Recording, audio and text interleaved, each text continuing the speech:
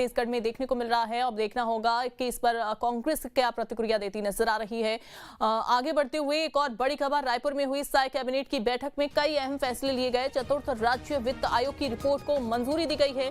राज्य वित्त आयोग की रिपोर्ट विधानसभा में रखने का फैसला लिया गया।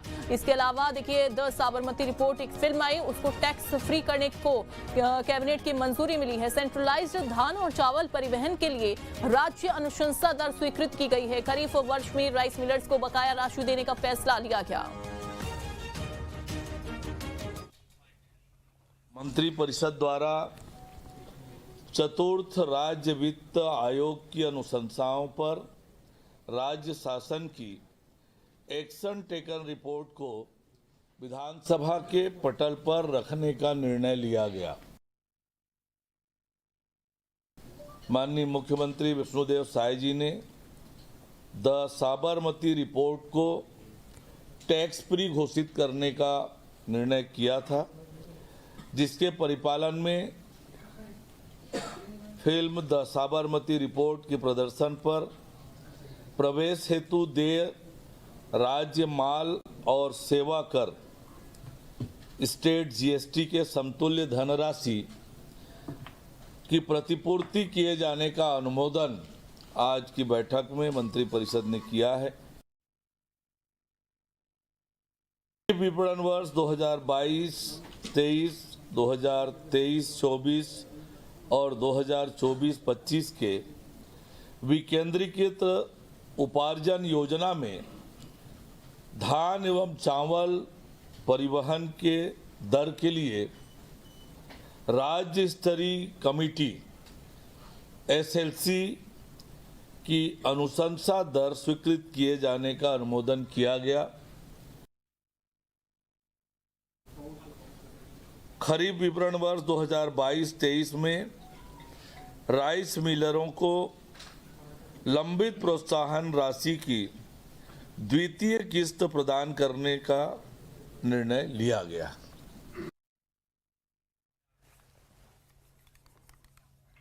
सीएम विष्णुदेव सरकार ने राइस मिलरों के बकाया भुगतान के लिए कैबिनेट में फैसला लिया, जिसका राइस मिलर एसोसिएशन ने स्वागत किया, साथ ही सरकार का आभार भी जताया। राइस मिलर एसोसिएशन के प्रदेश अध्यक्ष विष्णुदेव साय ने ये कहा कि सरकार के इस फैसले से राइस मिलरों को बड़ी राहत मिलेगी।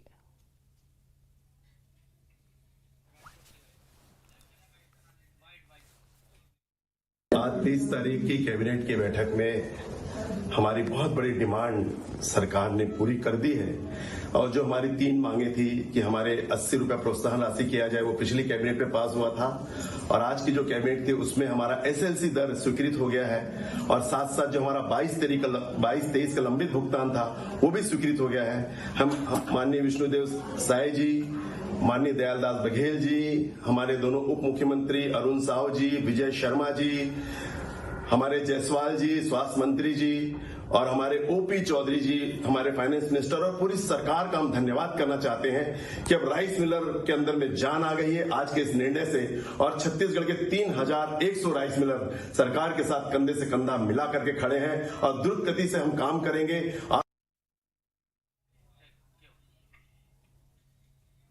अंकुश हमारे साथ बने हुए हैं। अंकुश, राइस मिलर एसोसिएशन के प्रदेश अध्यक्ष योगेश अग्रवाल ने ये कहा है कि सरकार ने ये जो फैसला लिया है वो राइस मिलर को बड़ी राहत देने वाला है।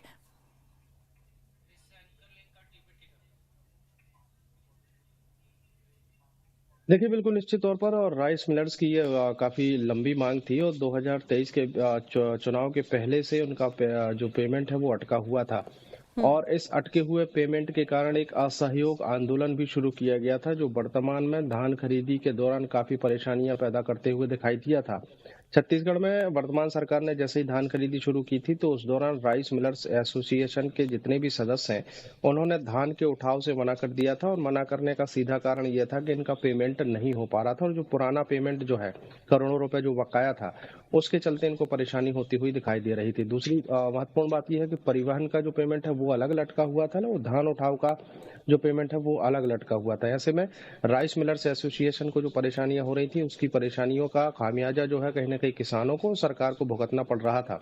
चूंकि पुरानी सरकार का लंबित मामला था, ऐसे में कई तरह की परेशानियां होती हुई दिखाई दे रही थी। लेकिन कल जब 2024 के साल की आखिरी कैबिनेट बैठक हुई मुख्यमंत्री विष्णुदेव साय के नेतृत्व में, तो उस कैबिनेट में 2-3 महत्वपूर्ण फैसले आए हैं। इन महत्वपूर्ण फैसलों में सबसे बड़ी राहत जो है वो राइस मिलर्स एसोसिएशन को मिली है। और राइस मिलर्स एसोसिएशन की राहत के बाद कहीं न कहीं वो आगे का रास्ता जो है वो एक तरीके से इतना साफ हो गया है कि आने वाले समय में जितनी भी धान खरीदी होगी उसमें राइस मिलर्स एसोसिएशन का पूरा सहयोग सरकार को मिलते हुए दिखाई देगा।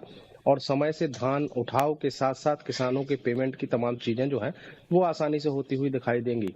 कैबिनेट के अगर बाकी निर्णयों की बात करें तो 10 साबरमती रिपोर्ट को जिस तरीके से सरकार ने टैक्स फ्री किया था, उस टैक्स फ्री करने के बाद जितने भी सिनेमा हॉल हैं या सिनेमा हॉल संचालक हैं या थिएटर हैं, उनके जो पेमेंट अटका पड़ा था, तो उसका पेमेंट कराए जाने के जो निर्णय है वो भी कैबिनेट के माध्यम से ले लिया गया है। चूंकि समय जरूर लगा है लेकिन अब वो रास्ता जो है वो भी साफ हो गया है।